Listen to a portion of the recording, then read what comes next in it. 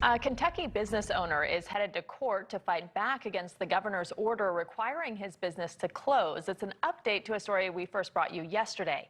Andrew Cooperrider defied the shutdown order by keeping his brewed coffee shop open. Many customers have actually supported his business as a result.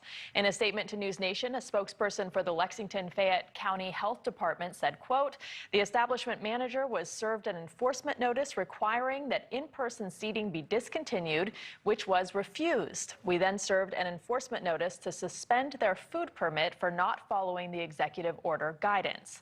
And right now, Andrew Cooperrider, the owner of this coffee shop, is joining us live. Thank you for joining us tonight. Thank you. So you're scheduled to go to court tomorrow, and it's possible a judge will actually issue an emergency injunction to shut your business down. What then? How far are you willing to go? Well, I guess the question isn't how far am I willing to go to protect my income, but how far are they willing to go to take it from me? Okay, that's a succinct answer. It must be really difficult, first of all, to lose the business you've worked so hard for, and our hearts go out to you, to lose that income. But there are thousands of other business owners out there who are in the same boat, and they are complying with the rules. Why do you feel like you don't need to follow the law? Well, it's not that I don't need to follow the law. It's that, quite frankly, we need to demand better out of our elected leaders. My key demographic is age 20 to 30. We've seen more deaths from suicide and overdose, significantly more than we've seen from coronavirus in the state of Kentucky in that age group, which is one death. And quite frankly, my key demographic needs to be considered too in all these decision making. Our country was founded upon people that, when they see laws that are unjust and don't make sense, to protest those, and that's what we're doing. So do you believe that customers in their 20s and 30s can carry the virus and spread it to people at home, to elderly people, without even knowing?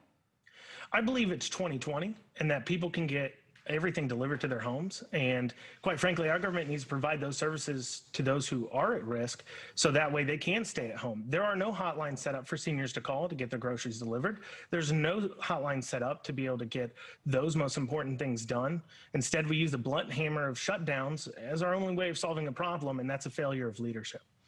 So your customers are backing you. We've seen them go in and patronize your business. What are you hearing from them?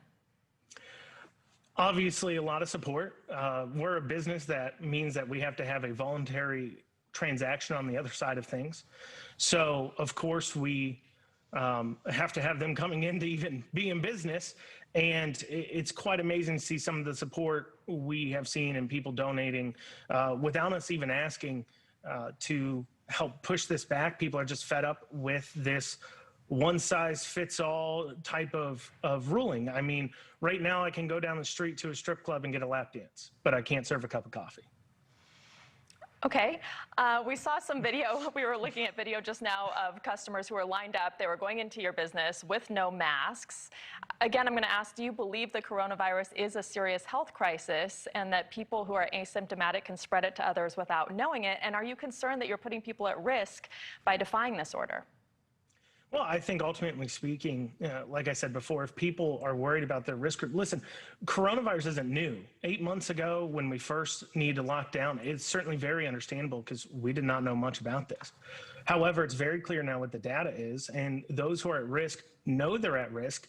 They know they can stay home. Those people coming out are doing so to take free will and free risk. Is the government going to tell us we can't jump out of planes next time and go skydiving?